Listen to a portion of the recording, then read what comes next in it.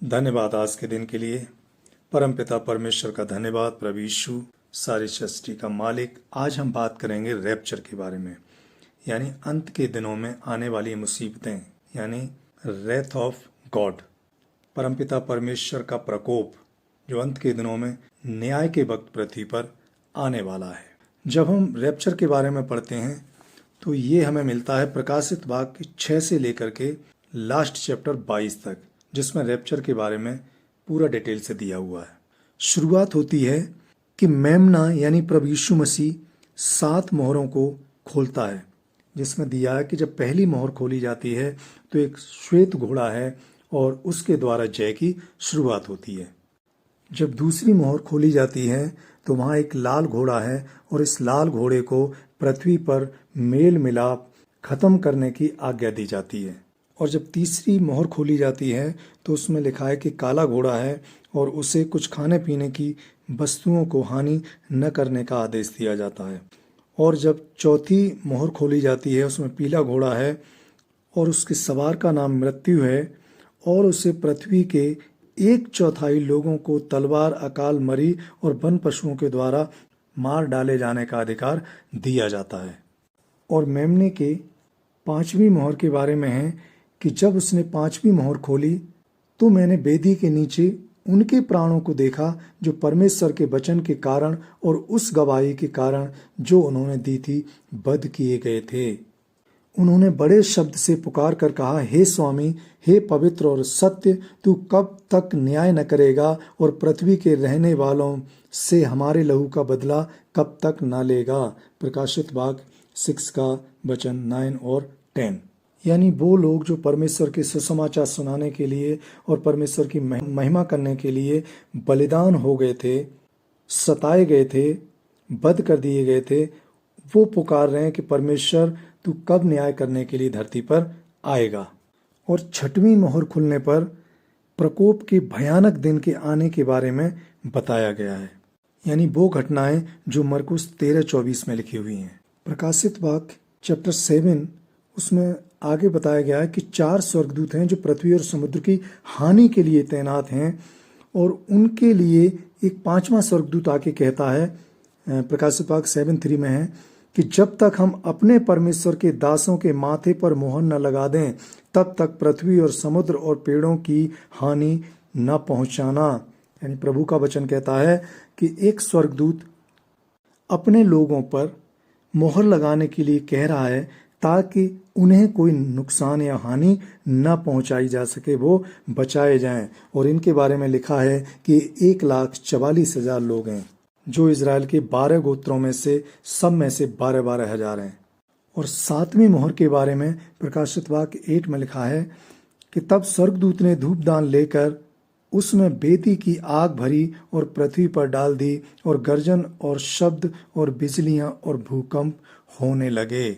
ये 7 मोहरें हैं जो प्रभु यीशु मसीह के द्वारा यानी मेमने के द्वारा खोली जाएंगी। और हर एक मोहर के खोलने पर क्या क्या होगा ये रैप्चर के टाइम की घटना बताई गई हैं।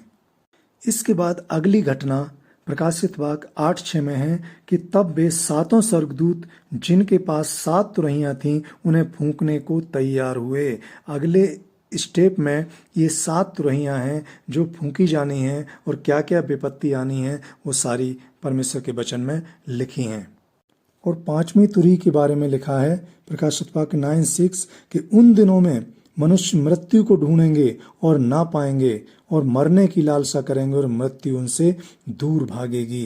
यानी विपत्ति के वक्त का परमेश्वर जिक्र कर रहे हैं, विपत्ति के टाइम का, रैप्चर के टाइम की बात कर रहे हैं कि भयंकर मुसीबतों का दौर होगा, संकटों का दौर होगा और काफ़ी सहने में तकलीफ होगी। और ये 5वीं तुरही के फूंके जाने पर वचन में है कि केवल उन्हीं लोगों को कष्ट होगा जिन पर परमेश्वर की मोहर नहीं होगी। जिन पर परमेश्वर की मोहर है वो कष्ट से बचे रहेंगे। और 7वीं तुरही के वक्त परमेश्वर के वचन में लिखा है प्रकाशित वाक्य 11:18 और वो समय आ पहुंचा है कि मरे हुओं का न्याय किया जाए और तेरे दास भविष्यवक्ताओं और पवित्र लोगों को और उन छोटों बड़ों को जो तेरे नाम से डरते हैं बदला दिया जाए और पृथ्वी के बिगाड़ने वाले नष्ट किए जाएं। यानी प्रभु का वचन कहता है कि अब वो वक्त आ पहुंचा है कि दुष्टों को सजा दी जाए और तेरे लोगों को स्वर्ग के राज्य के लिए अलग निकाल लिया जाए, चुन लिया जाए, चुने हुओं को स्वर्ग के राज्य में उठा लिया जाए। यहाँ पे दो घटनाएं, रैप्चर के टाइम पे दो घटनाएं एक साथ हो रही हैं। एक तो परमेश्वर की ओर से प्रकोप डाला जा रहा है, परमेश्वर की ओर से विपत्तियां आ रही हैं, तुरहियां फूंकी जा रही हैं, मोहरें खोली जा रही हैं और तुरहियों और मोहरों के साथ साथ जैसी जैसी विपत्ति परमेश्वर ने ठहराई है वैसी स्वर्गदूतों के द्वारा पृथ्वी पर हो रही है।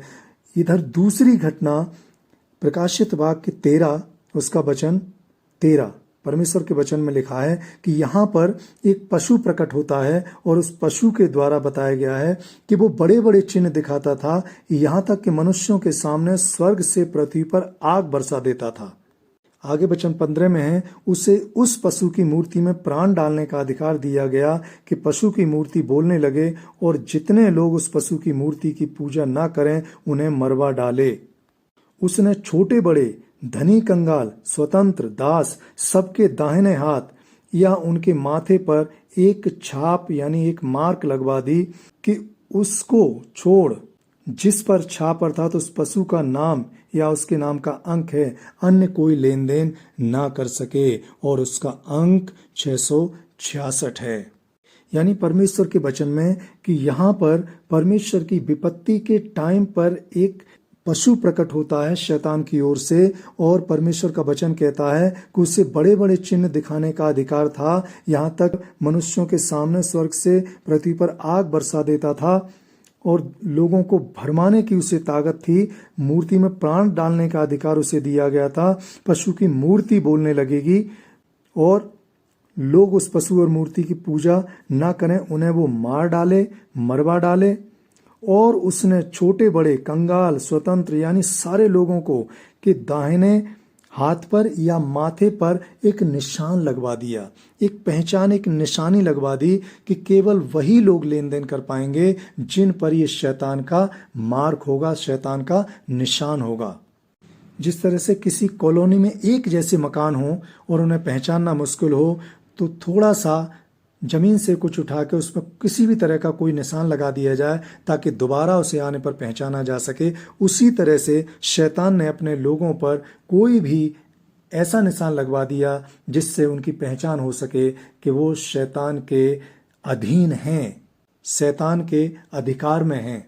अब यहाँ पे दो तरह के लोग हो जाते हैं, एक परमेश्वर का मेमना प्रभु यीशु मसीह और 1,44,000 वो लोग जिन पर परमेश्वर की मोहर दी गई थी, और दूसरे वो शैतान के लोग जिन पर शैतान ने, उस पशु ने अपनी मार्क, अपना निशान लगवा दिया था।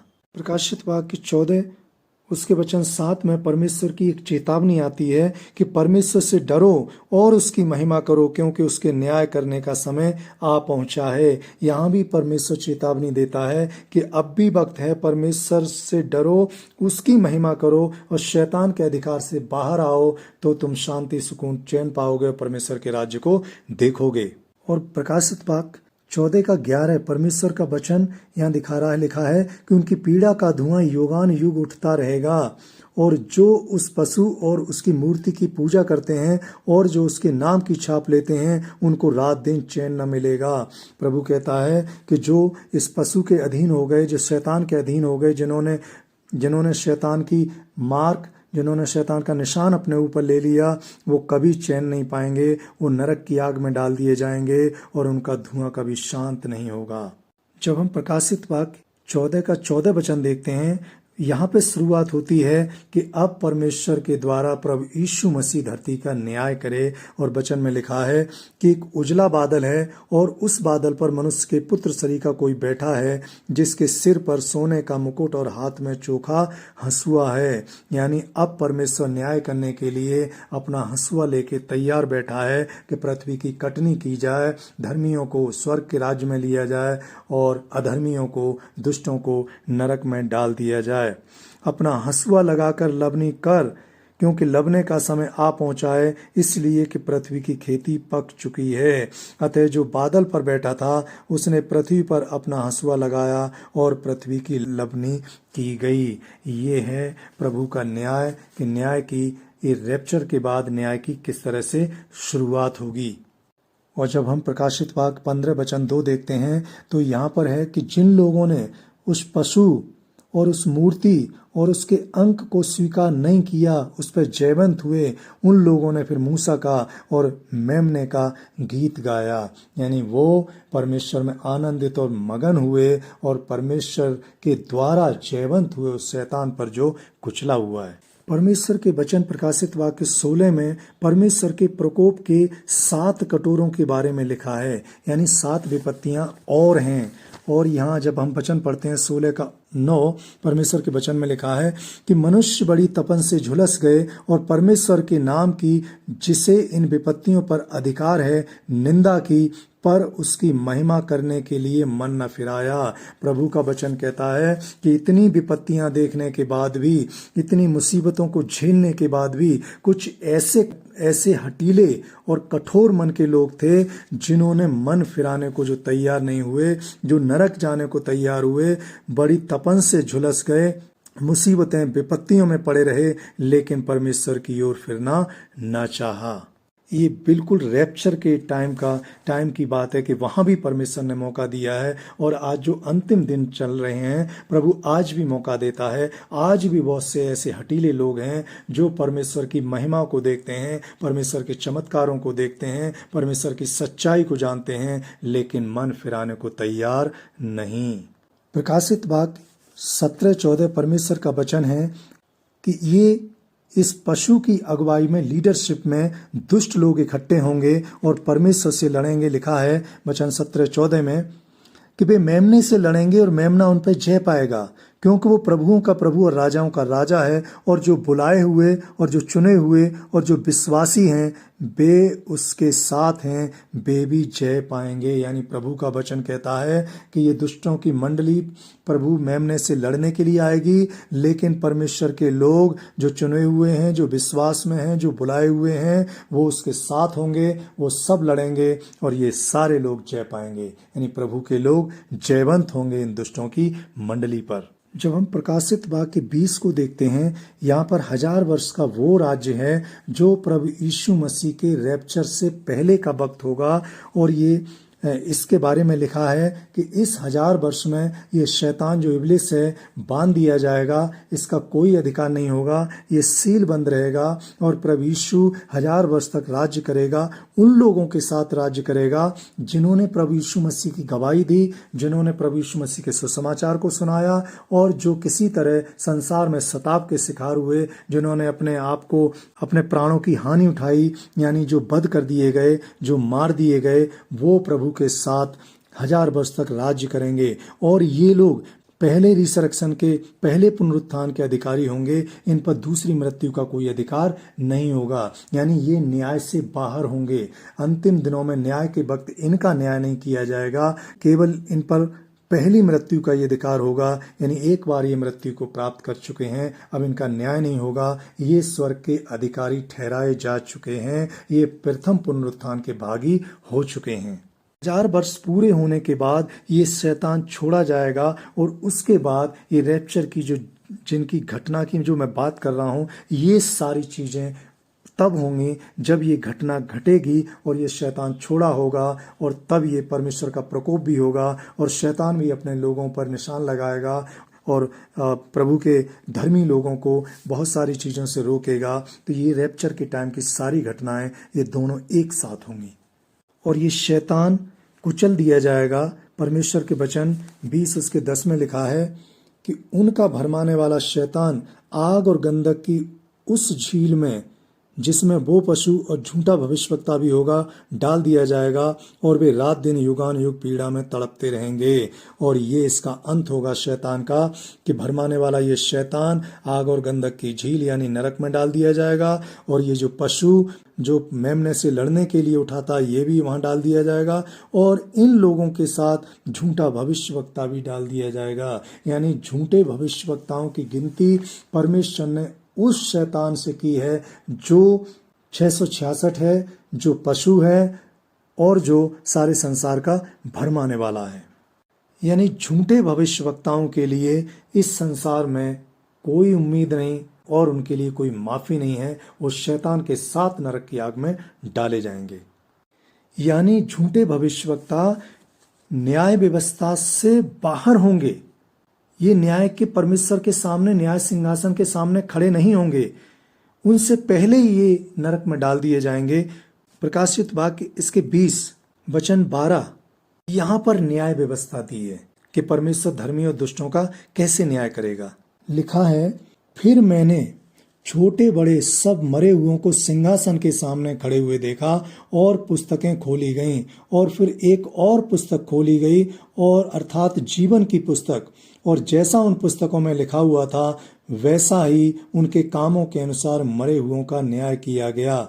यानी प्रभु कहता है कि पुस्तकें खोली गईं, यानी धरती पर मनुष्यों ने जो कुछ किया वो सारा कुछ परमेश्वर के न्याय सिंहासन के सामने ओपन किया गया। और फिर एक और पुस्तक खोली गई, जीवन की पुस्तक, और जिनका नाम जीवन की पुस्तक में था वो परमेश्वर के राज्य के लिए चुन लिए गए, और जिनका नाम जीवन की पुस्तक में नहीं था वो नरक की धधकती हुई आग के लिए निकाल दिए गए। और स्वर्ग के बारे में परमेश्वर के वचन प्रकाशित वाक्य 21 में लिखा है कि वहाँ नया आकाश होगा, नई पृथ्वी होगी, वहाँ रोना पीटना नहीं होगा, वहाँ आंखों में आंसू नहीं होंगे, वहाँ मौत नहीं होगी, वहाँ शोक नहीं होगा, वहाँ विलाप नहीं होगा, वहाँ पीड़ा नहीं होगी। प्रकाशित वाक्य 21:4। और नए यरूशलेम के बारे में प्रकाशित वाक्य 21 उसके वचन 19 में लिखा है, उस नगर की नींवें हर प्रकार के बहुमूल्य पत्थरों से समारी हुई थीं। यानी 12 नीमों की बात कर रहा है परमेश्वर के यशब की, नीलमणि की, लाड़ली की, मरकत की, गोमेदक की, माणिक की, पेरोज की, पुखराज की, लहसुनिये की और धूम्रकांत की। यानी बहुमूल्य पत्थरों से नए यरूशलेम के नगर की नींव बनी हुई होगी और उसकी सड़कें शुद्ध सोने की होंगी और उसके फाटक मोती के होंगे। और जब हम प्रकाशित वाक्य की 27 परमेश्वर का वचन पढ़ते हैं, लिखा है, परंतु उसमें कोई अपवित्र वस्तु या घृणित काम करने वाला या झूठ का गढ़ने वाला किसी रीति से प्रवेश न करेगा, पर केवल वे लोग जिनके नाम मेमने की जीवन की पुस्तक में लिखे हैं। प्रभु का वचन कहता है कि वो पवित्र स्थान है। अपवित्र लोग, अपवित्र वस्तु, घृणित काम करने वाले, झूठ बोलने वाले, झूठ गढ़ने वाले किसी तरह से उसमें प्रवेश नहीं करेंगे। केवल वही प्रवेश करेंगे जिनके नाम मेमने की जीवन की पुस्तक में लिखे होंगे। और प्रकाशित वाक्य 22 का 15 वचन देखते हैं, लिखा है, पर कुत्ते और टोहने, व्यभिचारी, हत्यारे, मूर्ति पूजक और हर एक झूठ का चाहने वाला और गढ़ने वाला बाहर रहेगा। प्रभु का वचन कहता है कि कुत्ते यानी दुष्ट लोग, काटकूट करने वाले, इधर उधर करने वाले लोग, तांत्रिक लोग, व्यभिचारी, हत्यारे, मूर्ति पूजक और झूठ के चाहने वाले और झूठ गढ़ने वाले, दोनों तरह के झूठ, जो झूठ पसंद करते हैं और जो झूठी बातें बनाते हैं, दोनों ही परमेश्वर के राज्य से बाहर होंगे। इस तरह से हम देखते हैं कि विपत्ति आएंगी, रैप्चर के टाइम पे मुसीबतें होंगी, संकट होंगी। परमेश्वर खुद अपने स्वर्गदूतों के द्वारा धरती पर मुसीबतों की बौछार करेगा। शैतान भी उस समय पशु के रूप में जागृत होगा और वो भी विपत्तियों को लेके आएगा और एक बड़ा युद्ध होगा जिसमें परमेश्वर का मेमना प्रभु यीशु जयवंत होगा और उसके लोग जो उसके साथ हैं विश्वासी वो भी जयवंत होंगे, उस पर भरोसा रखने वाले जयवंत होंगे। और जो शैतान से जय पाकर आएंगे, जो शैतान को हरा के आएंगे, उसके निशान से बचे रहेंगे और परमेश्वर की मोहर लेंगे, वो शांति पाएंगे और परमेश्वर के राज्य को देखेंगे। प्रभु का धन्यवाद। आमीन।